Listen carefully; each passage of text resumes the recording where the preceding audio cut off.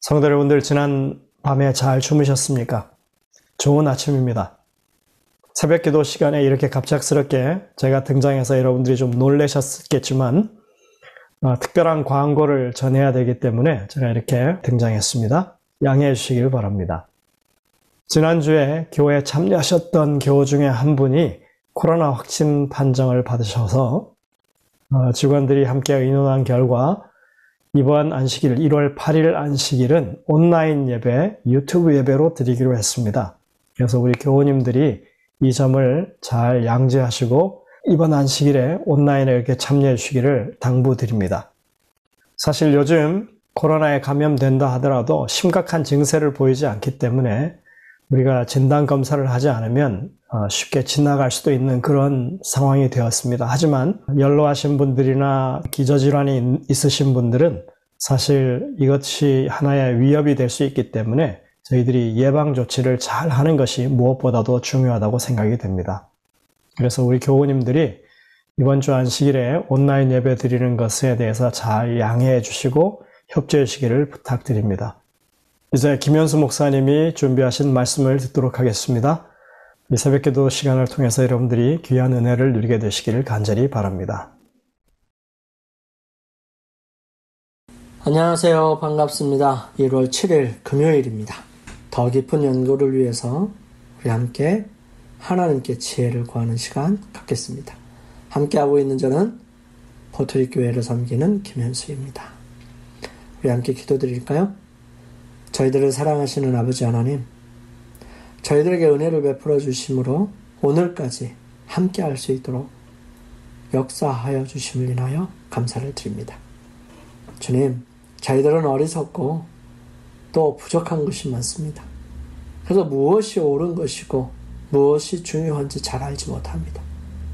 하지만 주님, 그러한 우둔한 저희들에게 주님의 거룩하심으로 함께 하셔서 저희들로 하여금 지혜를 얻게 하시고 명철을 얻게 하셔서 오직 예수 그리스도 그분만을 바라보며 살아갈 수 있도록 인도하여 주시옵소서. 주님, 한 주일 동안 히브리서의 기별 함께 살펴보았습니다. 히브리서의 핵심적인 기별은 왕으로서의 예수님, 중보자로서의 예수님, 옹호자로서의 예수님, 그리고 대제사장으로서의 예수님, 또한 더 나은 중보자로서의 예수님, 그러한 예수님을 하나하나 살펴보고 또 마음으로 큰 감동으로 함께하여 주셨음에 감사를 드립니다. 주님, 이제 그러한 주님을 잊지 않고 살아가기를 원합니다. 오늘도 그런 주님께 간절한 마음으로 기도드리는 주님의 사랑하는 자녀들 기억하여 주시고 그들로 하여금 주님을 인하여 감사하고 기뻐하고 감동하고 행복할 수 있도록 도와주시옵소서. 주님, 많은 어려움과 고통, 아픔과 시련 모든 것을 주님께 내려놓을 수 있도록 도와주시고 주님 안에서 승리하고 주님과 함께 승리해 나가는 주님의 사랑하는 자녀들 되게 인도하여 주옵소서. 마치는 그 순간까지 오직 주님께서 저희들과 함께하여 주시옵기를 예수님의 이름으로 기도드립니다. 아멘. 자, 히브리서는 참 방대한 내용이에요. 이스라엘 백성들을 위해서 아직 예수 그리스도에 대하여 분명하게 깨닫지 못하는 그런 사람들을 위해서 바울은 그들이 잘 아는 언약, 그들이 가장 소중하게 여기는 성소제도, 이것들을 통해서 하늘의 기별을 전해줍니다. 그래서 이러한 여러 가지 성소의 제도들과 언약과 또 그 언약의 한 부분인 왕과 자녀로서의 그런 모든 모습들을 통해서 하나님과의 관계를 설명하고 있으며 또 하나님의 아들이신 예수 그리스도께서 이 땅에 이루실 구속의 경륜들을 아주 구체적으로 설명한다는 사실을 설명하고 있는 거예요. 그래서 이 성소가 가리키고 있는 예수 그리스도, 그분이 온전한 하나님의 아들이고 우리에게 보내지신 하나님이시라는 사실을 증명할 필요성이 있었어요. 히브리서 초반 부분에서는 하나님이신 예수 그리스도께서 이 땅에 오셨음을 아주 간단 명료하게 설명하고 있는 겁니다. 이렇게 해서 하나님이신 예수 그리스도께서 이 땅에 인간으로 오신 그 모든 것들이 어떻게 예언되었는지를 설명하고 있는 거죠. 이스라엘 백성들은 다 알고 있었어요. 메시아가 어떻게 오실 것이라고 하는 사실을 말이죠. 하지만 자기들의 마음에 맞지 않는 영광을 받아야 하고 세상을 제패해야 할 왕으로서의 예수님이 아니라 봉사하고 대신 죽고 채찍 맞고 고통당하고 보잘것없는 그런 분으로 오신다는 사실에 대하여 도저히 용납할 수가 없었어요. 그래서 그들은 그것을 지워버립니다. 아니, 취급을 안 하고 거절해버리죠. 그러므로 진짜 그런 모습으로 오신 예수님을 실제로 거절할 수밖에 없었던 그런 상황을 만들어간 거죠. 물론 모든 유대인들이 또 모든 바리새인들이 모든 사두개인들이 예수님을 다 거절한 것은 아니었어요. 예수님을 믿었던 아리마대 요셉이나 니고데모나 이런 여러 사람들이 있었습니다. 훗날에 바리새인이었던 우리 사도 바울도 여기에 해당되죠. 그런 예수님이 거절되는 그런 모습, 그래서 처참하게 돌아가실 수밖에 없었던 그런 상황들은 이 죄의 결과들이에요. 사실 죄가 그런 참혹함을 만들어낸 것입니다. 우리의 마음속에 계속 생각하고 명상해야 할 부분들은 뭐냐면, 이러한 예수님이 우리를 위하여, 우리를 구속하기 위하여, 우리를 대속하기 위해서 그 일을 알면서도 받아들이셨다는 사실이에요. 나를 구원하시기 위해서. 그럼 우리는 어떻게 살아가야 할까요? 그 하나님을, 그 예수님을 우리는 어떻게 대해야 할까요? 우리의 자세가 나와야 되지 않겠습니까? 예수님께서는 수없이 많은 사람들을 통해서 그러한 모습들을 보게 하십니다. 또 왕으로서의 모습들 보여주시는 거예요. 이스라엘 백성들을 하나님께서 즉 다스리셨죠. 그것은 신정정치, 하나님께서 다스리는 그러한 상황은 그 어떤 것보다도 위대하고 놀라운 일입니다. 어느 신이 직접 다스리겠어요? 하나님께서 직접 다스리시는 그러한 나라, 그 나라는 위대한 나라일 것입니다. 그런데 이스라엘 백성들이 악함으로 그것을 거절했어요. 그래서 눈에 보이지 않는 하나님보다는 눈에 보이는 조금 부족하더라도 왕을 달라고 얘기하는 것입니다. 그랬을 때 하나님께서는 뭐라고 표현해 놓으셨냐면, 너를 거절하는 게 아니라 그들이 나를 거절합니다. 내가 그들의 왕됨을 거절하는 것이다 라고 말씀하셨어요. 참 가슴 아픈 일이죠. 그런데도 하나님께서는 그들이 요구하는 왕을 주시기로 결정을 하십니다.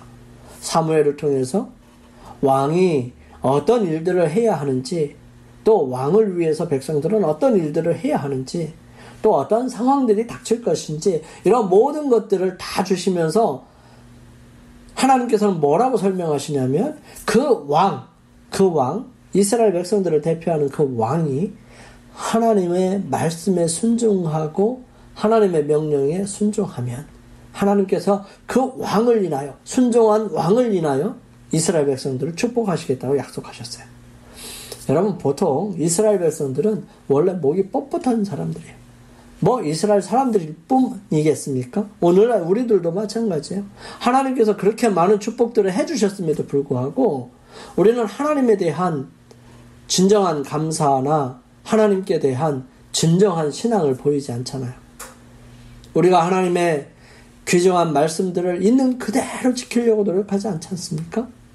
우리는 하나님께서 주시는 모든 것들을 내 마음대로 해석하고 내 방식대로 해석하고 살아가요.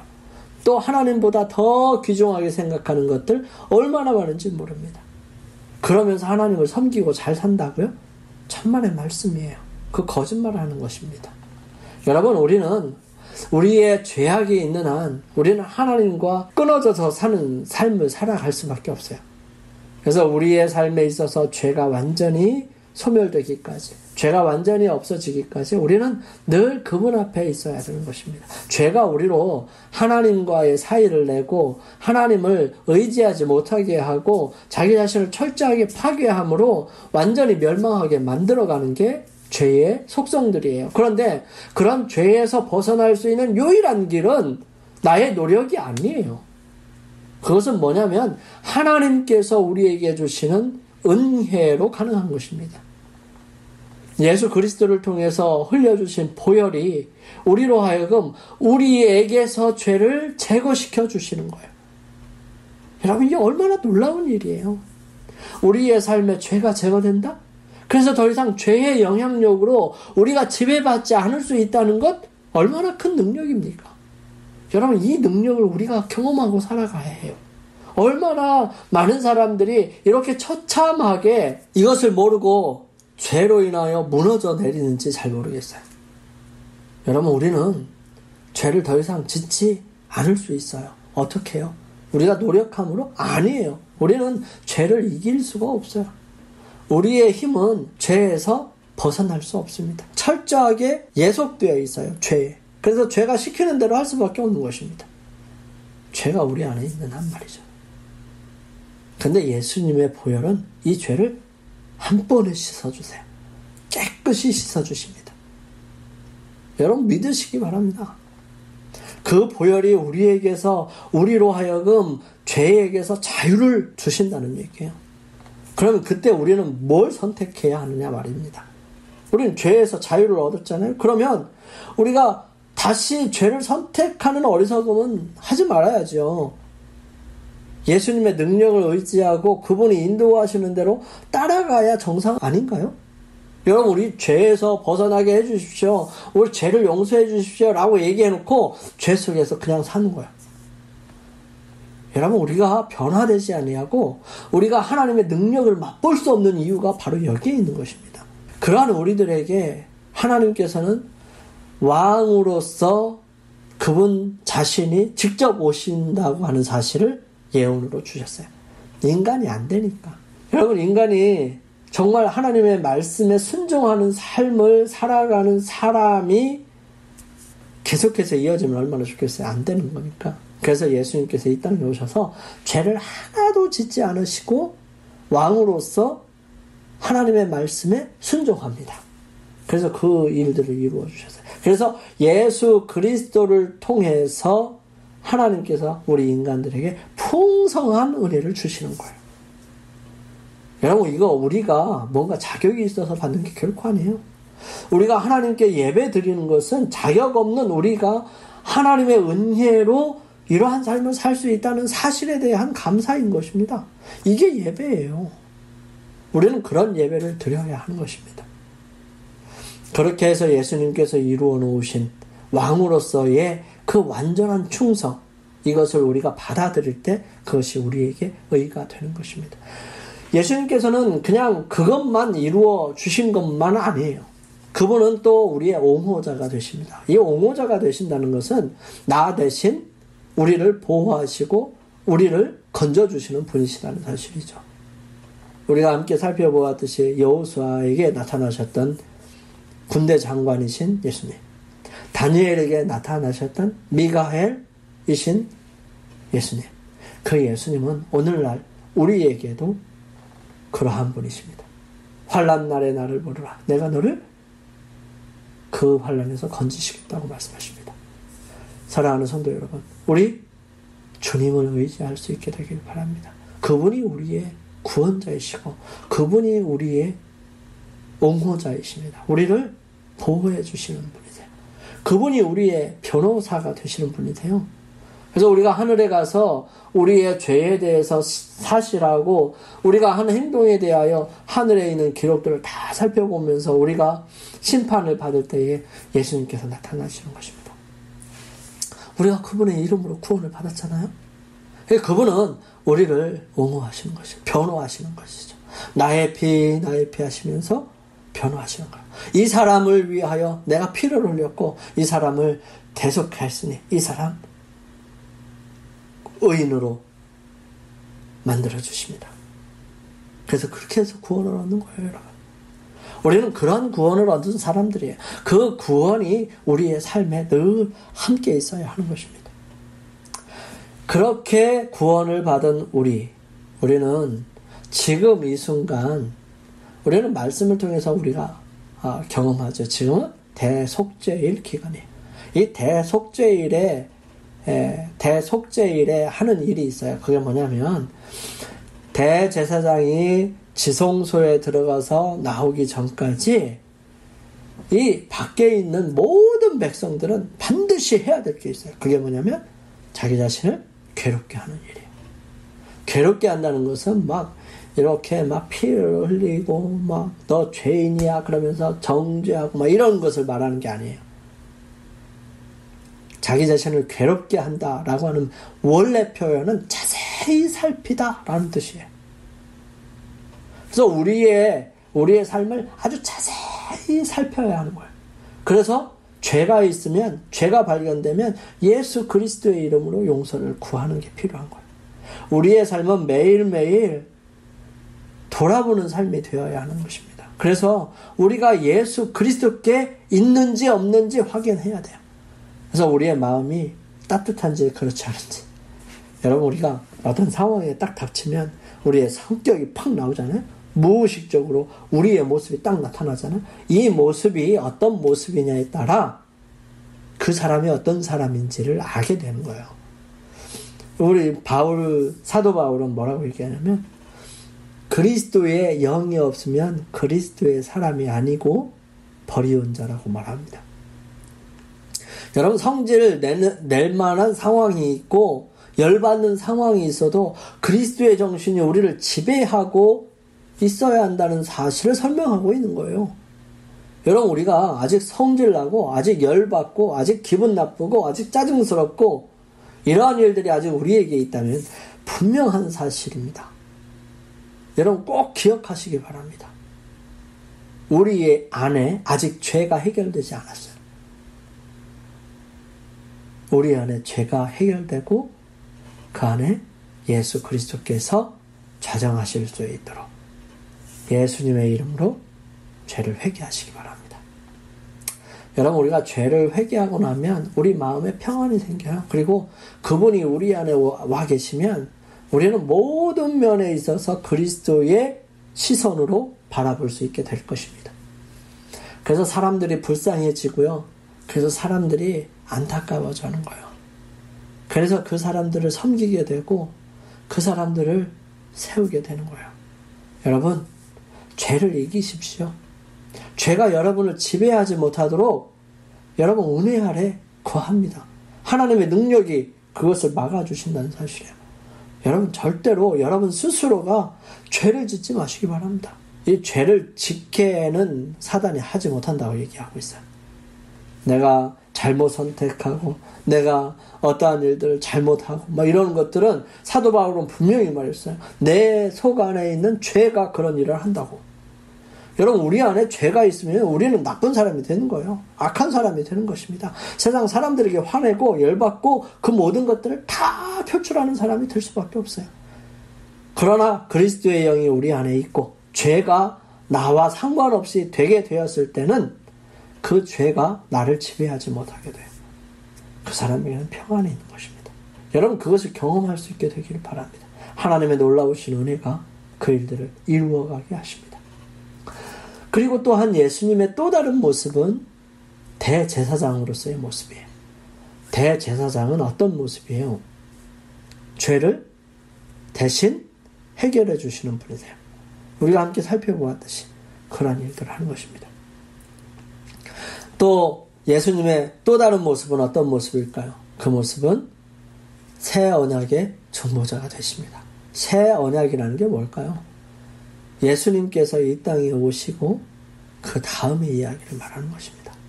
예수님께서 이 땅에 딱 오시고 난 다음에는 기록되어 있는 것, 이런 것에서 더 한 차원 높아져요. 여러분, 성령께서 이 땅에 오셨다는 사실은 말이죠, 우리가 글로 기록된 것의 이상의 의미들을 깨닫게 하시고 이해하게 하시고 지킬 수 있도록 하시는 거예요.